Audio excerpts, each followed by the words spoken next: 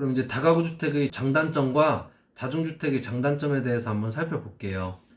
일단 다가구 주택은 장점이 주차 공간이 확보가 되어 있다는 거예요. 아까 제가 말씀드린 것처럼 호실별로 주차 대수를 산정하는 게 원칙이기 때문에 다중주택보다는 주차 대수가 더 많거든요. 임차인분들이 거주를 하실 때는 주차장이 더 많기 때문에 아무래도 좀 편리하겠죠. 그런 장점이 있고요.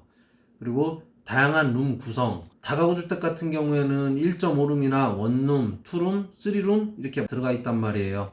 이게 사실은 의도한 거는 아니지만 주차 대수를 맞추려다가 보면은 예를 들어서 한 호실당 주차 대수 한 대가 필요한 지자체라고 하면 원룸만 다 넣을 수는 없잖아요. 원룸만 넣다 보면 세대수가 많아지는데 그만큼 주차장의 대수도 더 많이 확보를 해줘야 된단 말이에요. 그럼 주차장을 맞추기 위해서 투룸도 넣고 3룸도 넣고 이러는 거란 말이에요. 어떤 장점이 있냐면요. 임대 수요를 확보를 할 때 좀 폭넓은 임대 수요를 볼 수 있겠죠. 원룸이나 1.5룸에는 살림하는 분들이 들어오기가 좀 어렵잖아요.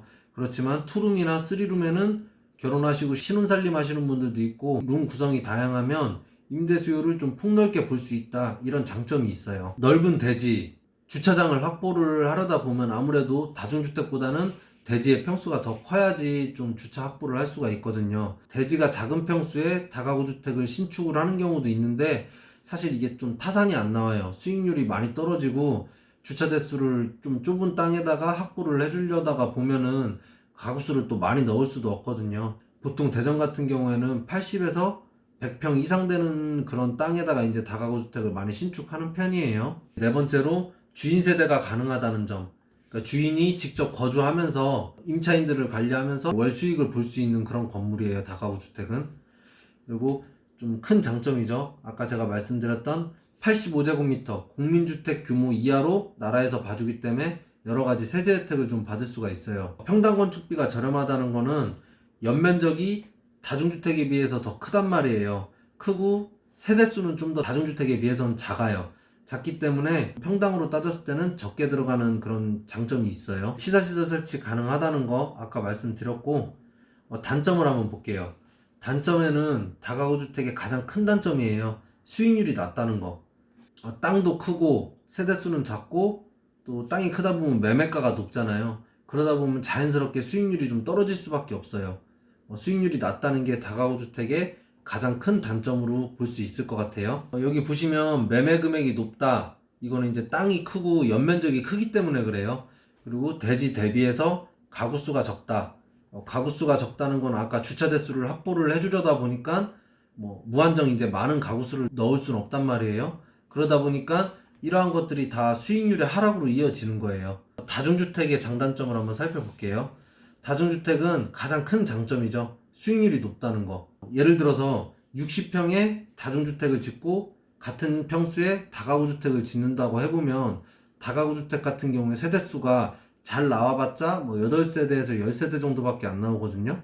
다중주택 같은 경우에는 60평이면 15칸에서 18호실 정도는 이렇게 뽑을 수가 있어요. 그러다 보면 당연히 수익률에서 차이가 날 수밖에 없잖아요. 매매가는 또 다중주택이 더 저렴하거든요. 그러니까 수익률이 높다는 그런 장점이 있어요. 두 번째로는 원룸이나 1.5룸 등 이제 월세를 놓기가 원활한 구조의 그런 룸 구성을 갖추고 있거든요. 대부분의 자취를 하시는 분들이 보면 원룸이나 1.5룸을 찾는 경우가 많잖아요. 그런 분들이 들어가는 경우가 많기 때문에 월세 놓기가 좀 편한 편이에요. 매매 금액이 낮다는 거, 이거는 단점하고 좀 연결이 돼 있는데 대지 평수가 작고 이러기 때문에 매매 금액이 다가구 주택에 비해서는 좀 낮은 편이에요. 다가구 주택하고는 좀 반대죠. 대지 평수 대비해서 가구 수가 좀 많은 편이에요. 단점의 하나로는 또 주차 공간이 부족하다는 거. 아까 말씀드린 것처럼 면적으로 이제 주차장을 산정을 하다 보니까 보통 2대에서 3대 정도면 다중주택은 주차 확보가 끝나거든요. 근데 세대수는 15칸, 18칸 이렇게 되기 때문에 아무래도 주차하는데 좀 불편함이 있겠죠.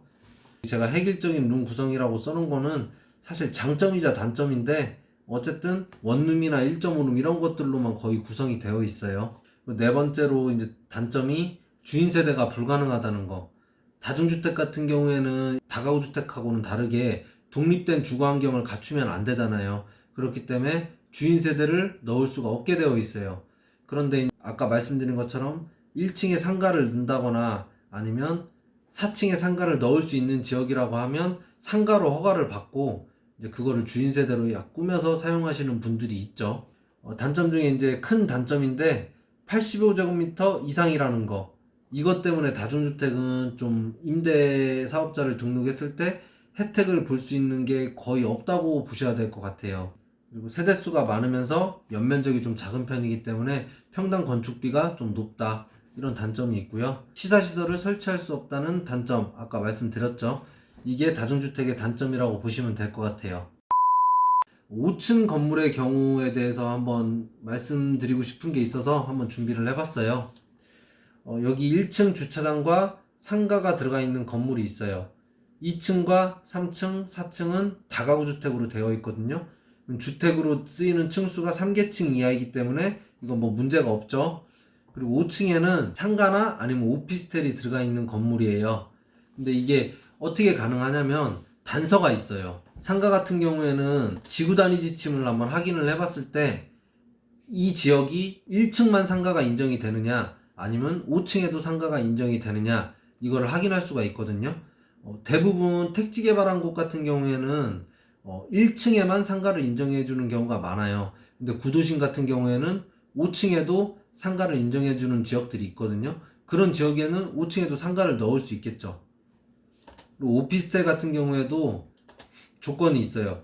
용도 지역을 한번 확인을 해 보셔야 돼요. 용도 지역을 한번 확인해 봤을 때 3종 일반 주거 지역이나 준주거 아니면 상업 지역일 때는 5층에 오피스텔을 넣을 수도 있어요. 3종 일반 주거 지역 같은 경우에는 지자체마다 뭐 조금 다를 수는 있는데 대전 같은 경우에는 이 세 가지 지역에는 다 오피스텔을 넣을 수가 있거든요.